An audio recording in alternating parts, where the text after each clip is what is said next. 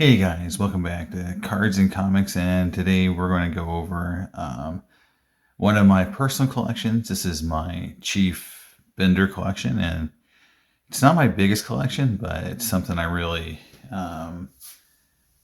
care about. It's something I've been putting together for the last, 5 or 6 years, and I'll show it to you. It's not my, like I said, my biggest, and I haven't really added anything big to it, and probably almost a year now. The last big card I put together, I'll go over with you. It's probably the best card in the whole collection. So I think that does show I am still putting some effort into it, but it's harder, when you get to a certain level with some of these card collections, like some pre-war cards, for example. It's harder to get some pieces because they just don't come up for auction very often, or they're just not the condition you want. So I'll go over what I got, and we'll start with this E91 American Caramel Chief Bender.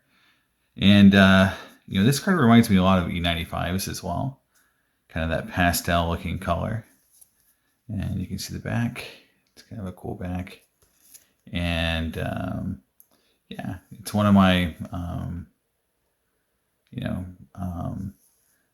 it's like, I think it's a really cool jersey as well. You can see the A, and you'll see in some other cards when you start pitting some of these cards together, you don't see the nice uniform, or you don't see quite the nice photos. Now this is an interesting set because this E91 American Caramel card, set B. So this previous was E90-1, and this is E91. And this set's really known for the fact that they didn't really use actual photographs. They used a lot of what called generic sketches of the players. And you can see that this card, which actually attempted to use a real photo, and likeness of Chief Bender. This is a generic, generic person that they used to create this card, and it looks nothing like Chief Bender. And so these cards, for that reason, usually are not very valuable compared to other cards from the same time frame. And the back is a checklist back. You can see a little bit better here.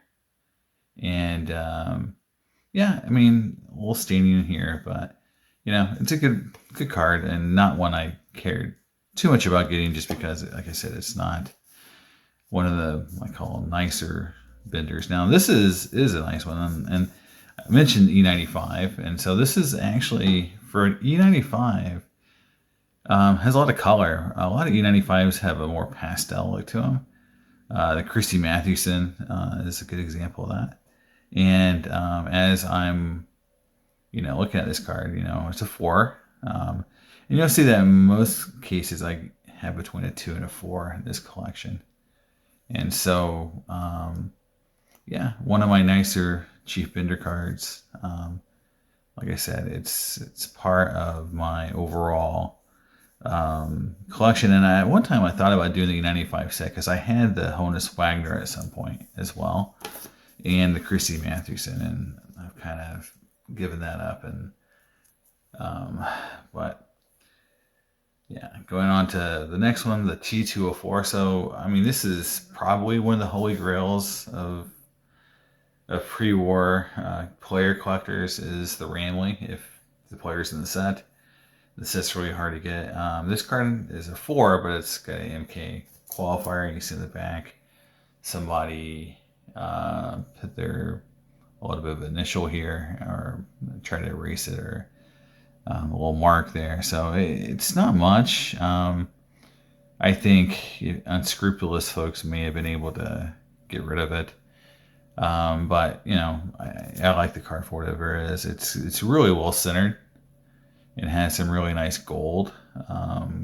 This gold can get very chipped or flake off, and especially on the borders here. And I think this is a really nice copy, and happy to have it. And that little thing on the back doesn't really bother me.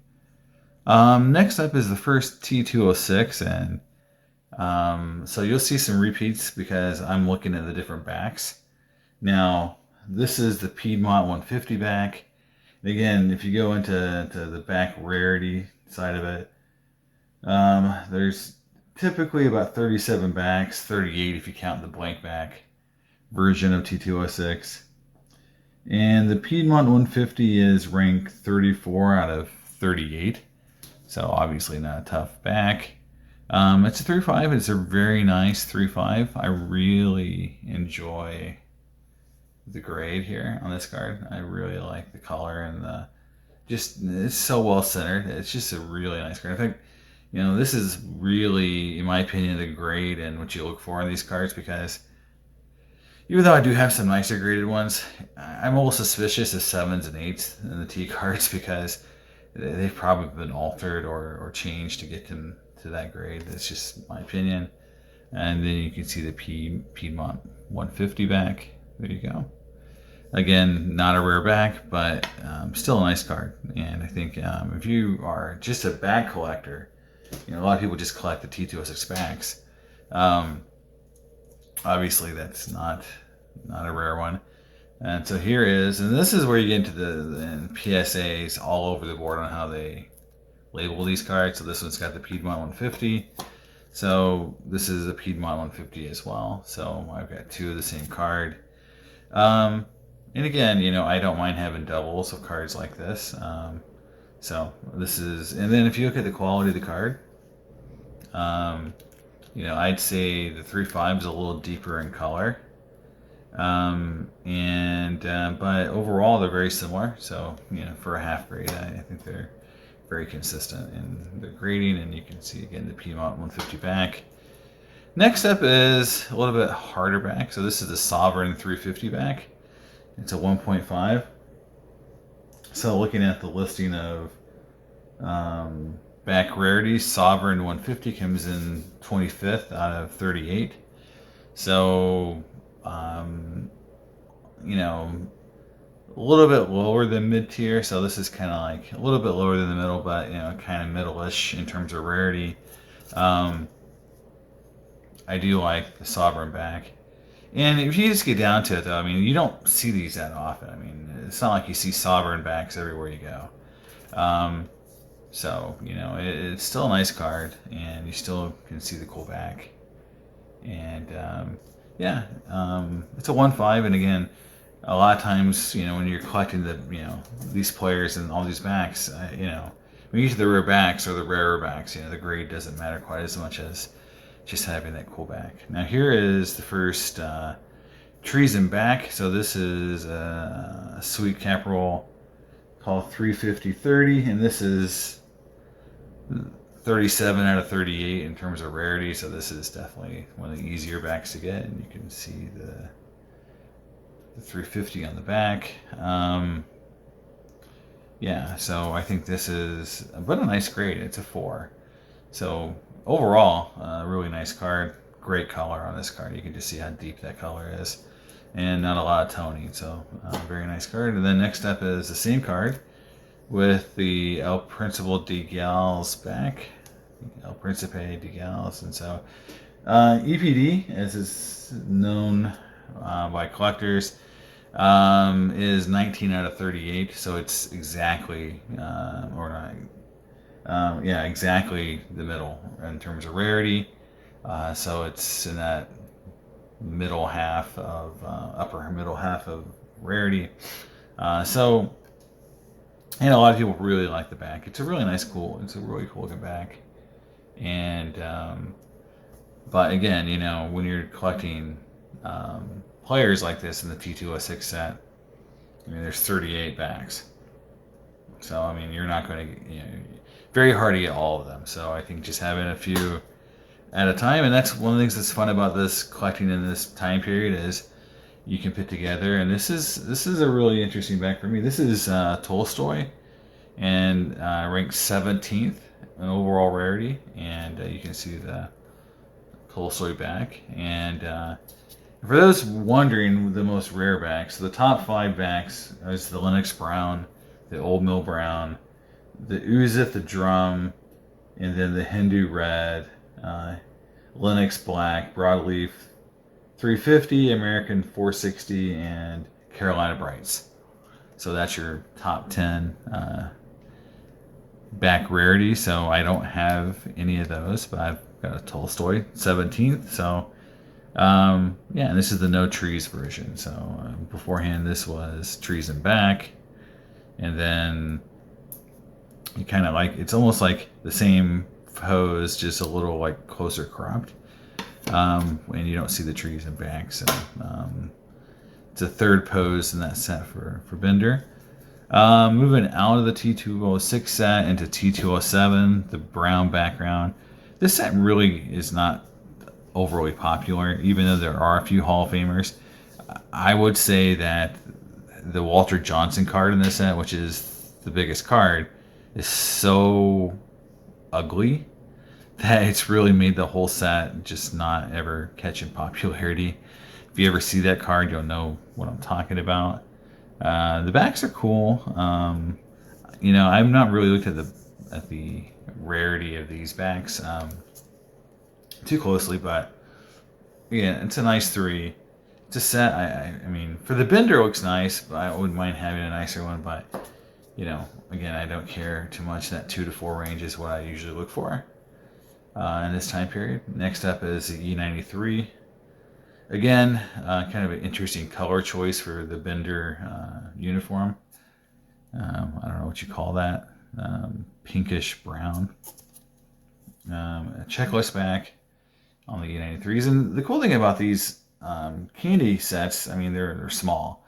That's why I was thinking about putting that E95 set together, because I mean, you got 30 cards, in a set like this. So again, I think it's a nice 4/4. Again, very nice white and some color. And this card can be very washed out. Next up is the M116s. And so M116 has has a variation. So you get the pastel and then you get the blue. The blue is actually the easier one to get, and the pastel, I believe, is a harder one to get. And so I got a 6 in the pastel and a 2 in the blue. I just when I was looking to buy and it popped up. You can see it's the same card, just different backgrounds, and then I believe backs are identical, so there's no real difference in back. So it's just a little bit of a variation there, and then the background for the cards. I really do like this set. I think it's one of the few sets that I would say in pre-war is undervalued, because this set has virtually every Hall of Famer you would want in it.